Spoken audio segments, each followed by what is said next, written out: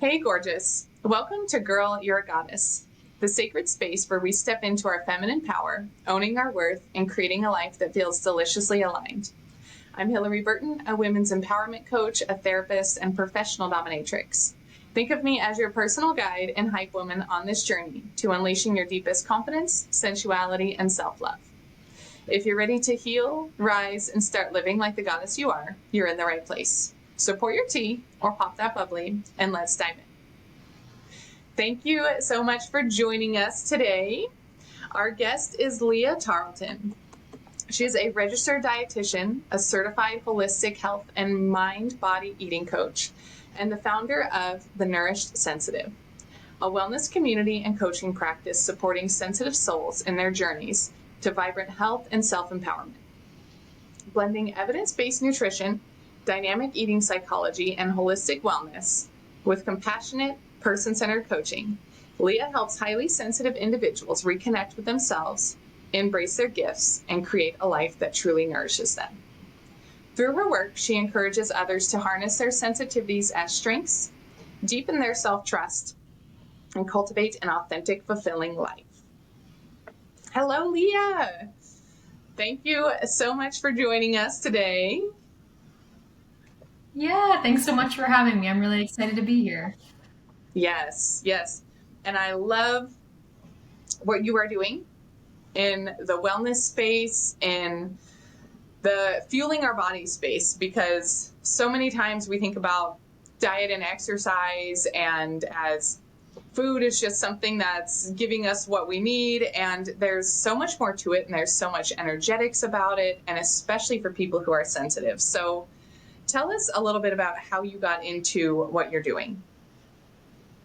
Sure, yeah. So I'm a registered dietitian by training. That's where I started my professional career working in more clinical settings. And during the pandemic, I decided that I wanted to stop working in a clinical healthcare setting. So I went and moved into my own business. Mm. I didn't have the name at first. I wasn't initially thinking of the Nourished Sensitive. But Yeah. when I discovered that I was a sensitive person, that's kind of when I went into that direction.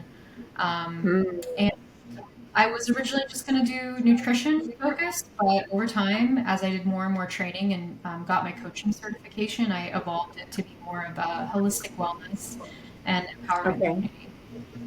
Yeah, yeah.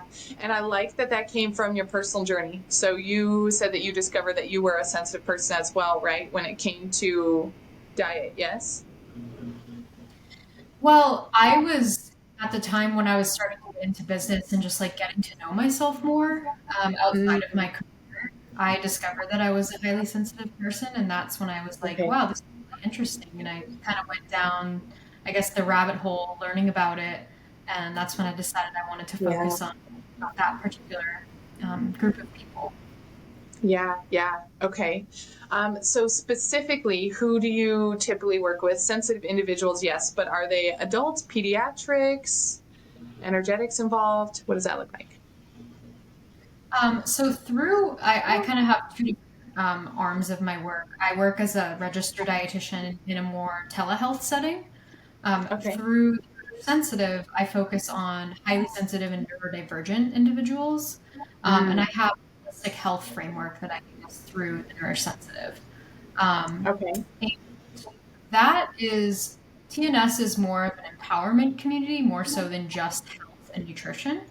So we Mm. focus on a framework that I use called the 9 elements of nourishment, and Okay. that those are the elements that I've kind of pulled together in my own journey and also in my work with clients and my community online that I feel are some of the most important elements in terms of how to nourish yourself holistically, not just Okay. through food. Yeah. I love that. And I feel like the holistic view of that is so needed because it's not just the diet, it's not just the movement, but there are so many things that go into our overall wellness and well being.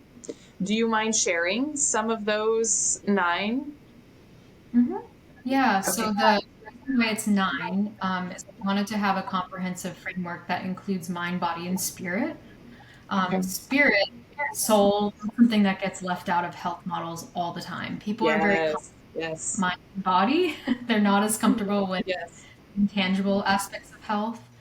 Mm-hmm. So the mind elements are emotional health, um, self empowerment, and gosh, I'm gonna trip up on them while I'm trying to remember. Emotional You're health, fine. You're self, fine. and You don't have to share them all too. You can just share a few if you want. value alignment. Okay. Okay. Okay. Yep. And then the body elements are holistic nutrition, um, physical fitness, and digestive health. Okay. And then the spirit elements are embodiment, Mm-hmm. optimal living, and spiritual growth. Mm. I love that you add the spiritual aspect into that. I don't know of other like holistic programs that focus on all three of those, especially coming from the wellness and like the dietitian viewpoint. So I feel like that's very, very unique, and it's so needed because even the energy that we're eating with affects our body. So if we're looking like negatively at our food and how it's going to impact us, that creates a very different response in our body than if we're feeling positively about our food, if we have good intentions for it, if we have good energy for it. So I feel like that's really important also.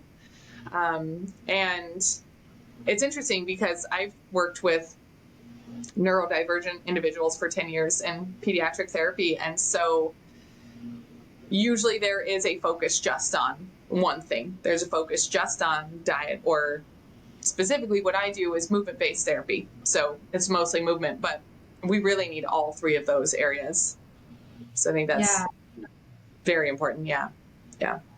definitely. It doesn't, I think it often gets ignored because people don't know how to talk about it and they don't understand Mm-hmm. the nuances of that. But you started to name some of them. There's an energetic quality to food, and specifically our relationship with food.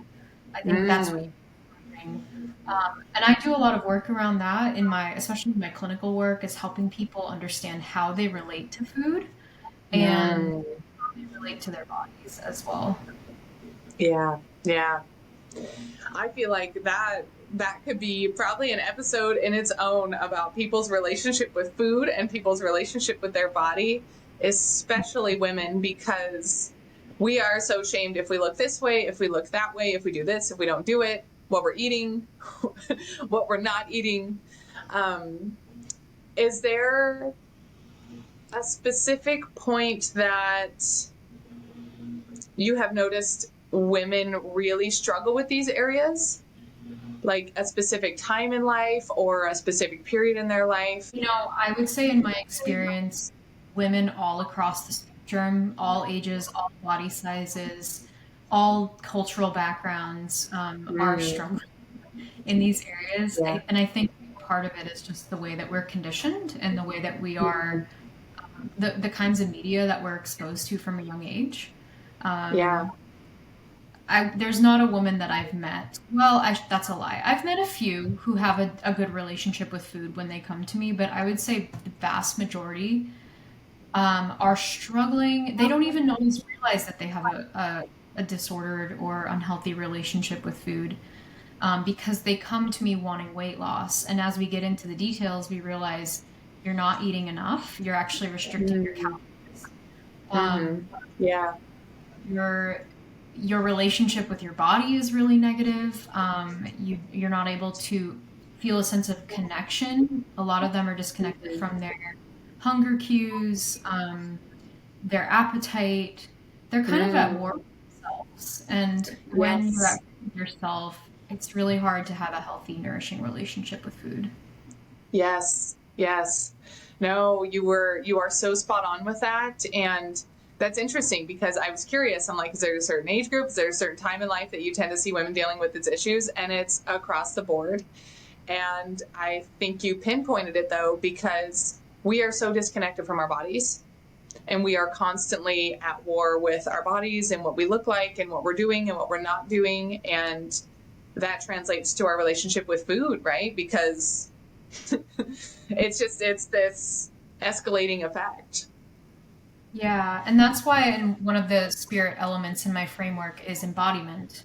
because that isn't how you nourish yourself. It's very hard to Yeah. nourish yourself through food if you are not in your body, if you're dissociating a lot, Mm. if you have a trauma history and you're not feeling what's happening inside you. Yeah. Also, chronic dieting, trying different diets, yo-yo diets, these are all forms of disembodiment.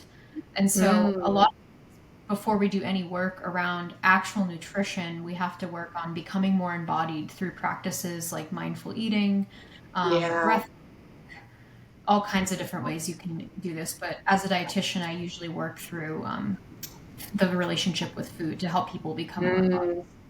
Yeah. Oh my gosh, that's so needed. I feel like everyone I know could use help, coaching, resources, advice on truly being in their body and our relationship with food.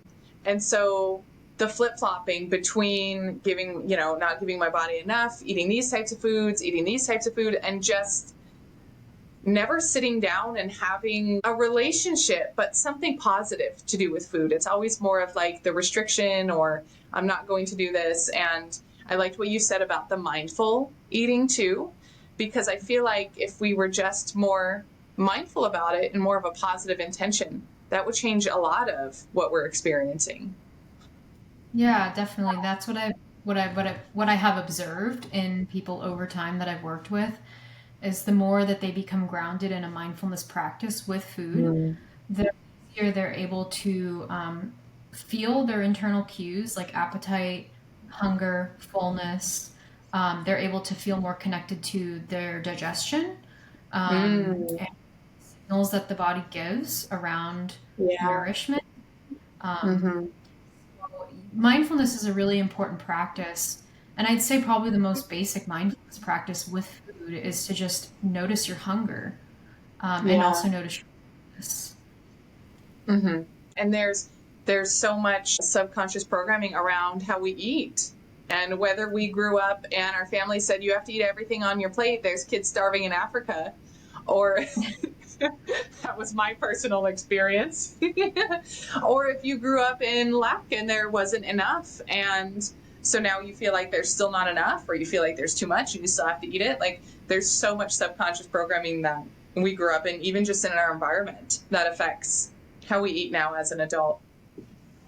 Absolutely, yeah. There are psychosocial components to our relationship with food. I work with a lot of women of color as well, and a lot of the work that I have to do with them is around self empowerment, because and also spiritual growth, connecting them with their lineage and their ancestral roots, helping them see Mm-hmm. that no shame in following a traditional diet.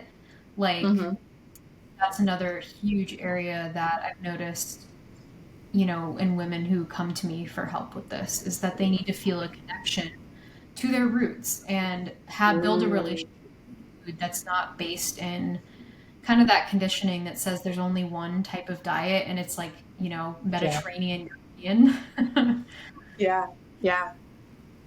I love that you touched on the ancestral roots because I feel like that's so important, and we don't talk about that when we talk about food, but that's so true. And I believe you went on a retreat in Costa Rica. Yeah. And Mhm. you were tapping into the feminine, masculine energies and some of your ancestral lineage. So, can you talk a little bit about your retreat, what you experienced? Yeah, I mean that was the culmination of years worth of work around ancestral healing. I actually worked with another therapist who describes her work as like having come out of the spiritual closet. So she was a licensed Mm. worker and had a normal therapy practice, and then she started doing shamanic Reiki and ancestral healing, and she would run Okay. retreats, and I attended one of her retreats like several years before I went to Costa Rica. So that work started really early. Um, and yeah, so I did the ancestral healing retreat, and then I did the mother healing the mother wound, healing the father Mm. wound, And then I went to Costa Rica, and that was kind of the culmination. It was her first international retreat, and I just wanted Oh, to be part of that. Um, yes. if there's something you're interested about that experience, I'm happy to explore that. Yeah. I mean, I'm kind of curious about how you went about healing your mother wound and your father wound, like what that relationship looked like before and what it looks like for you now, Hmm. if you're open to Yeah. sharing.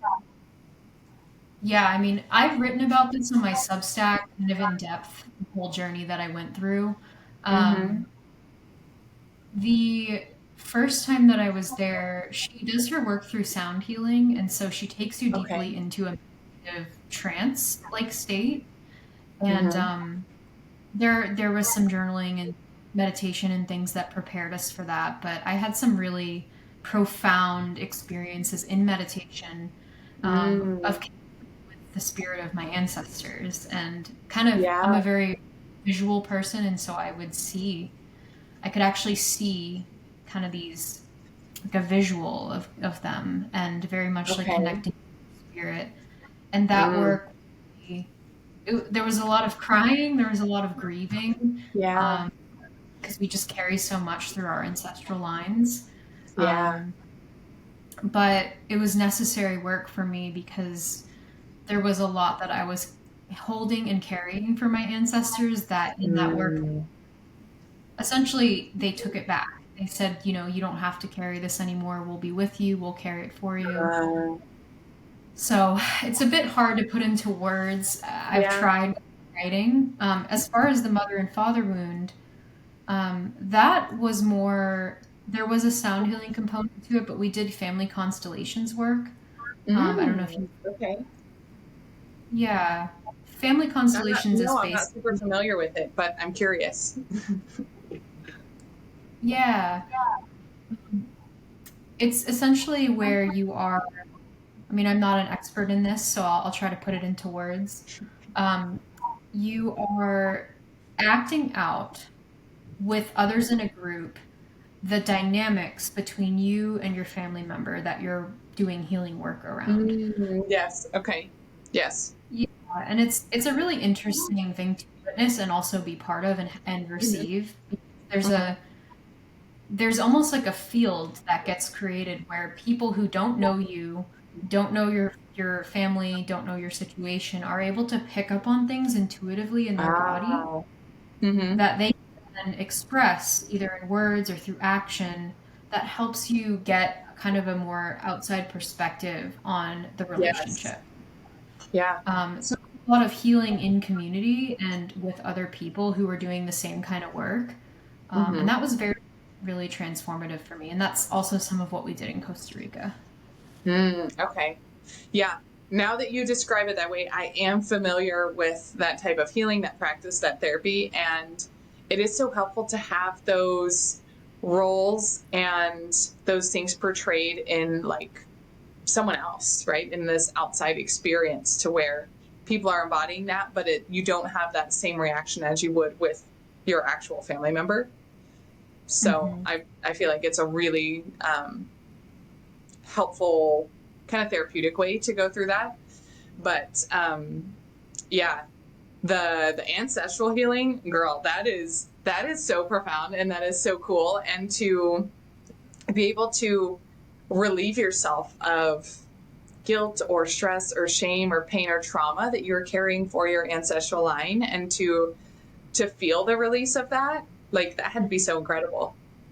Yeah, Yeah, that's really, powerful.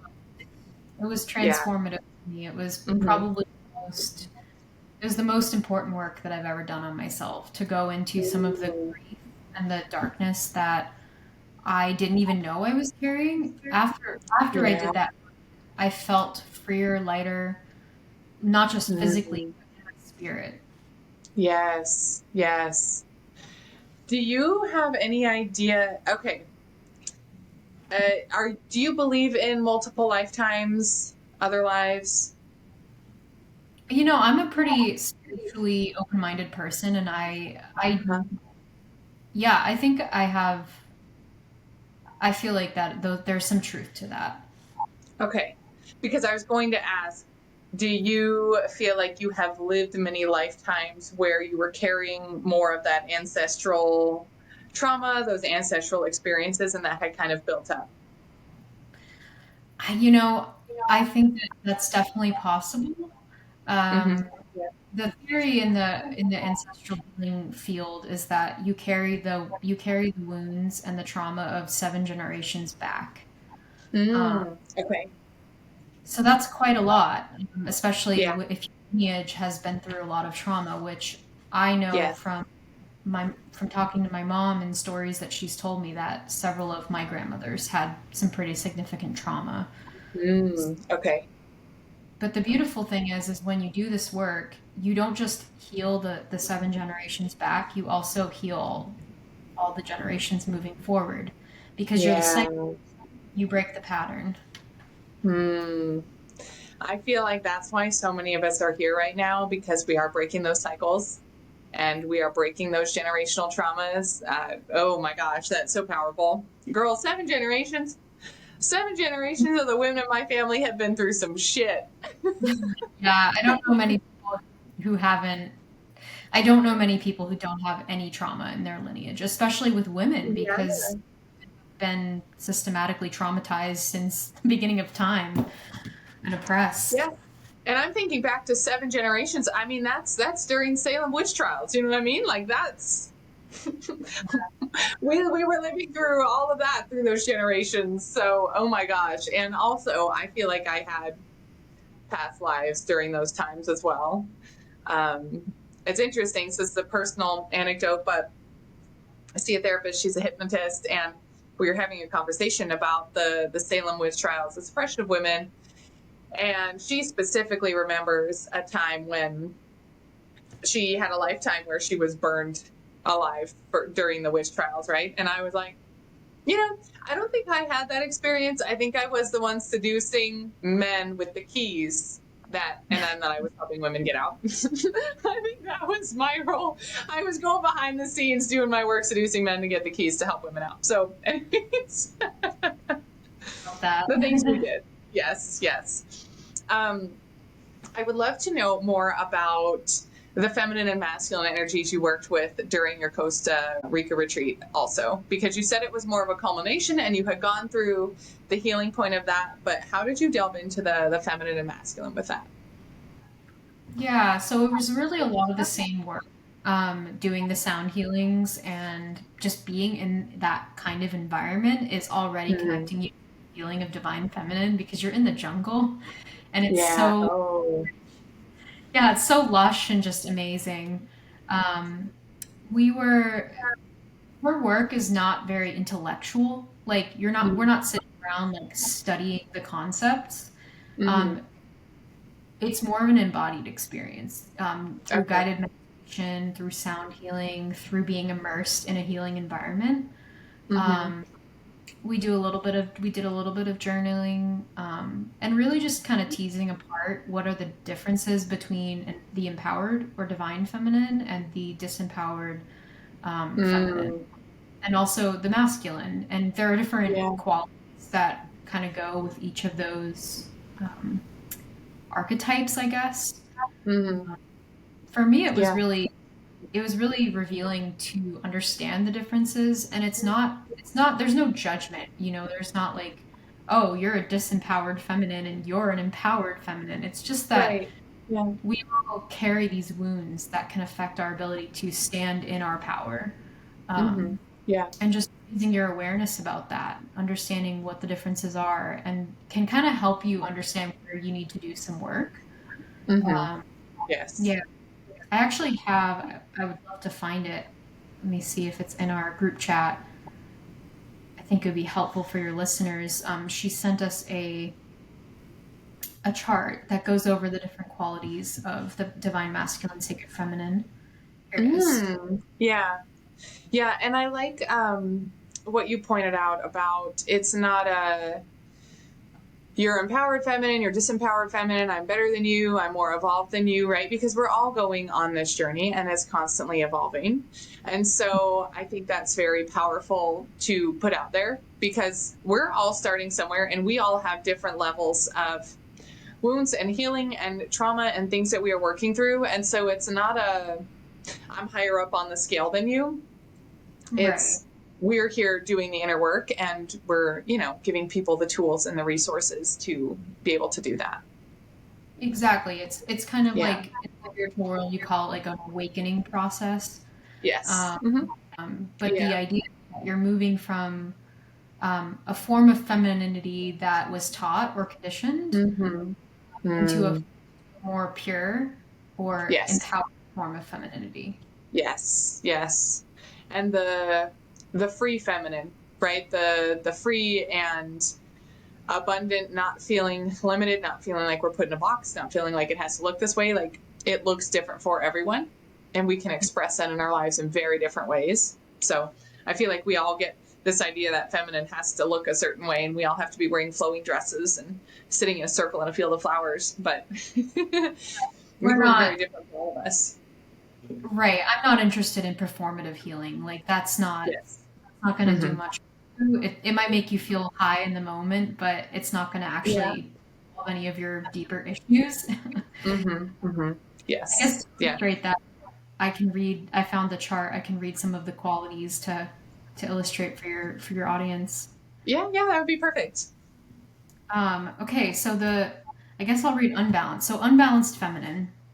And I like that word because it's not, there's no like shaming, it's just balanced, unbalanced. Yes. So depressed, needy, codependent, wallowing in self-pitying, victim, people pleaser, good girl, low self-esteem, dependent, doesn't want to be happy, martyr, manipulative, scheming, controlling, unable to express her needs. So like I won't go on. That these are some of the qualities that I had before I did some of my deeper healing work around ancestral healing. Yeah. Yes. And by the time I was in Costa Rica, like several years later after starting that work, I was starting to feel more of the more sacred feminine qualities, which are compassionate, wise, in touch with her ability to heal, connected with nature and her seasons. I know we've talked about cycles. Sees herself as whole, loves unconditionally, protective of the planet, sexual, wise, knows her power, truth seeker, fills up her well. So these are some of the qualities that it's intangible because it's more of an energy. But if we were to put it into words, it's like you go from, what I just described as the unbalanced feminine. If you do the actual work, you should emerge as some of these more empowering qualities. And you know what's interesting? The more empowered, balanced feminine are a lot of qualities that society tries to disconnect us from. The sexual empowerment, the truth seeker, right? Because we're not supposed to ask questions. We're supposed to just sit there and be a good girl and keep our mouth shut, right? Like so many of those qualities you were reading, I was like, yep, there's the agenda. There's the imbalance in society that is pushing us towards unhealthy ways of being. And I feel like the same goes for the masculine, right? It's very opposite of the strong, safe masculine that we're looking for. Now there's a very unhealed version of masculine. And so it's on both sides that we need feminine and masculine doing the work. But yes, I very much agree with that list of healthy, balanced feminine. Yeah. Yeah. It's powerful too, to be able to recognize those things in your life that you're like, okay, well, I feel like I need a lot of external validation. I'm feeling like, I'm dependent on someone. Being able to evaluate those parts of your life and seeing the inner work that needs to be done is just a huge step alone in, I'm kind of exhibiting some of that. Maybe there's an area I need to work on. Yeah, I probably would recommend that people start with a list like that because it can feel overwhelming, like especially side by side and being like, oh my gosh, I'm so unbalanced and I'm nowhere near this version of myself. Like start with a quality that you would like to see changed in yourself. Like let's just say you're a people pleaser. Yeah. Okay, how do I change that? Like, get curious about it and Yeah. think about what is the opposite of a people pleaser. Like, what is the more balanced energy that you want to embody? Maybe Yes. that is Yes. being more, having better boundaries, being more Yeah. self-compassionate than just always caring about others. Yes. So start with one. Don't try and change everything all at once. Yes. That's good to point out. And I feel like life is going to show you one of those things at some point. You are going to realize, okay, I keep attracting this in my relationships. This is a pattern I keep seeing in my life. I keep repeating these things. So there is going to be something that you will notice is a good starting point. And then from there, you can do the work to realize, okay, well, I'm also doing this, and, this could change my outlook on this, or this could change my experience. So I feel like that's very valuable. Yeah. Yeah. Yeah. And ultimately, go ahead. Even before you quote unquote do the work, which can sometimes be an unclear expression, Yes. sometimes it's the intention. It's like, I want to get better in this area of my life. I want to work on this pattern. Just the intention alone is enough to start moving you in the right direction, and also attracting Yes. opportunities, people, lessons. Like Mm-hmm. the old, and when the student is ready, the teacher appears. Yes. That's been my Yes. experience. Yes. That was spot on. Yeah, I actually went to an event last night, and someone asked me what I do. I was telling her, how I work with women, and she's like, "Oh, I literally called you in. I was supposed to meet you." She's like, "I feel like I've been having, these things going on in my life, and this was something I wanted to work on, and I didn't even know you existed, and now here you are." So that's a very good point, because when we do put the intention out there and the energy towards that, then it does start to come in for us. So Exactly. You do have that much yeah. power to be able to call in resources and support. Um, Yes. but there has to be a will. Like, you have to ask in order to receive. Yes. Yeah. Yeah. And doing it out of positive intentions, like even for your life, it doesn't necessarily need to be for someone else, but it's doing something that is going to elevate you or help awaken or raise the collective with that. Yeah. Exactly. Mm-hmm. Yeah.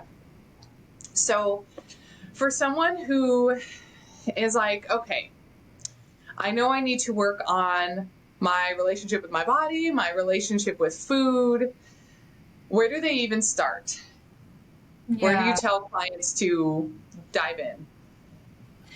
There's a couple different ways that I approach this, but one of my favorite ways is to do some visioning work. Um, not everyone is like, not everyone, when they close their eyes, can they see things. Like, some people are not visual in that way. Yeah. But I like to do a comprehensive session where we go through each of the elements and we imagine or envision what it is we want in that area of our life. Okay. So, take for example, if we're using my framework, um, let's just take emotional health, for example, the first element. Asking yourself, what is it about my emotionality, my feelings, that I want, Mm-hmm. that I'm not really happy with, that I would like Yeah. to change? And maybe you're not super clear on that yet, but you're like, I feel like I get depressed a lot. Let's just, Mm-hmm. okay. Yeah. Then we want to imagine what it is that you're trying to move toward. This is the transformation. So if you feel like you're depressed, and it's not about changing everything about you, it's just about moving Yeah. towards more joy, more light. Um, I guide them through a reflection process of understanding what it is they want to see change in their life.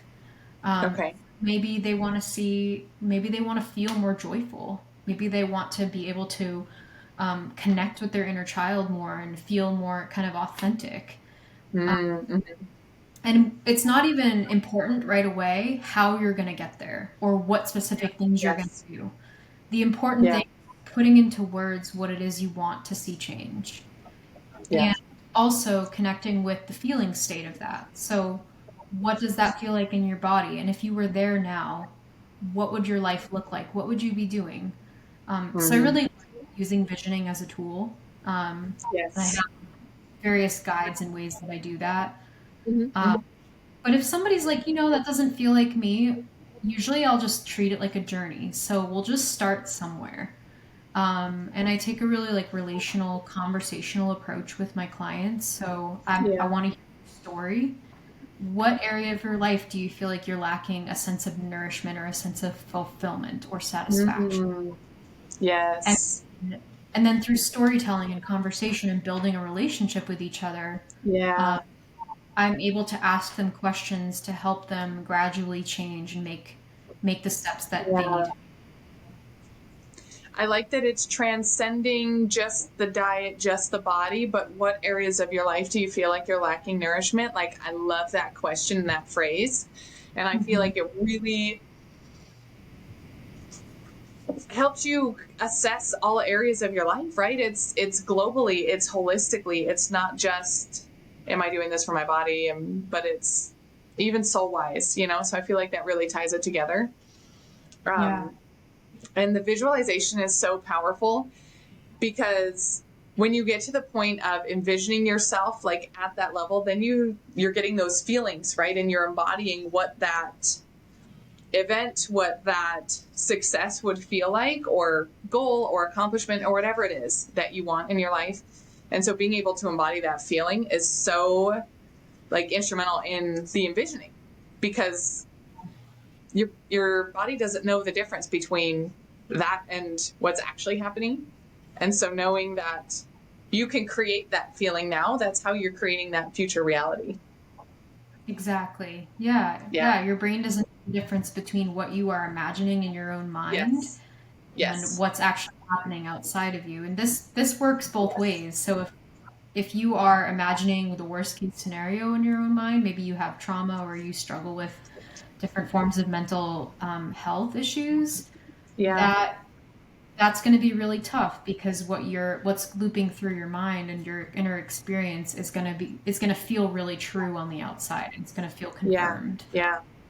The empowering thing is you have the ability to imagine something different, even if your external reality is still the same. Yeah.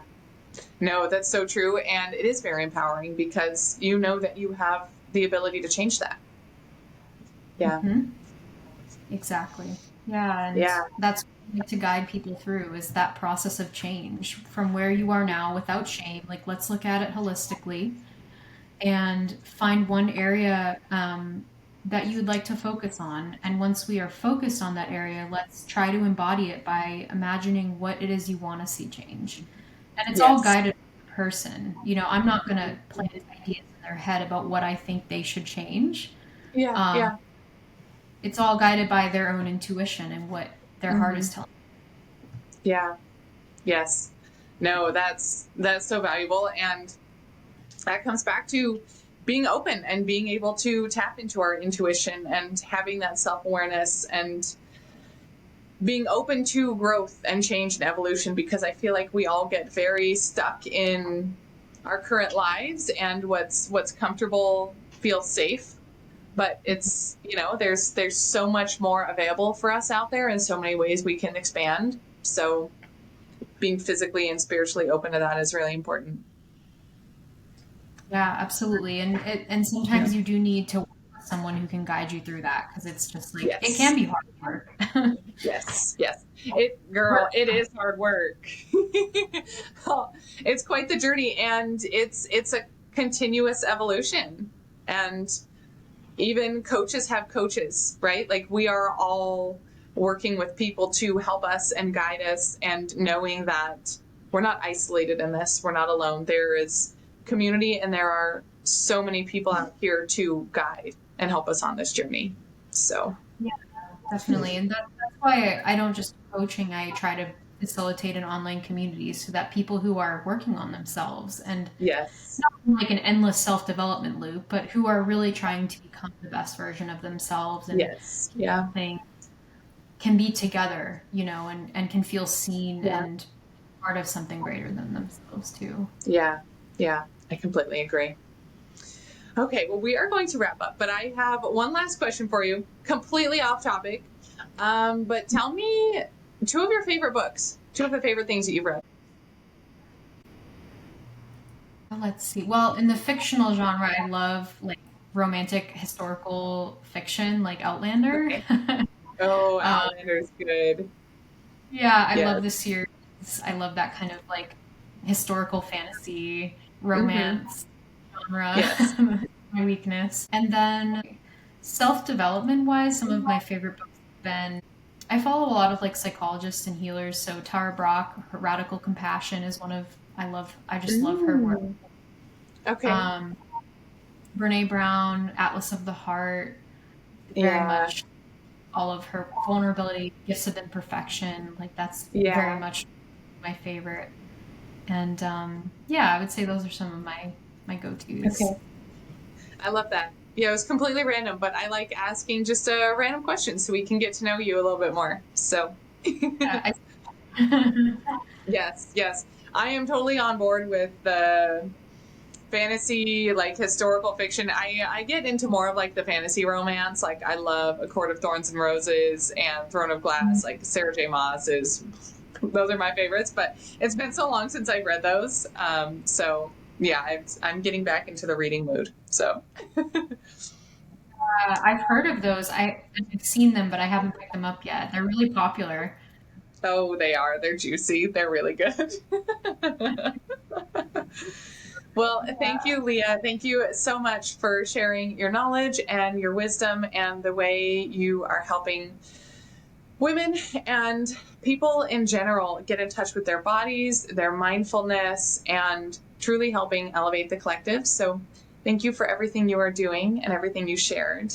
How can our listeners get in touch with you? Yeah, and thank you so much for having me and for that, I guess, lovely outro. If you want to get in touch with me, you can go to my website, nourishsensitive.com. Everything is on there, including all of our upcoming events. You can contact me through our contact page and check us out on Substack. If you search the Nourished Sensitive, I write on there, and I also host my own podcast as well. Ah, yes. Okay, yes. Well, we'll have to check out the podcast too. Yay! Yes, definitely. Yay! Good. Okay. Well, we will keep our eyes out for that. And then, as always, if you like the show, if you felt like you got value from it, please share it with other people in your lives, especially women. This is one of the best ways to help us awaken our feminine and elevate the collective. So I will see all of you goddesses next week.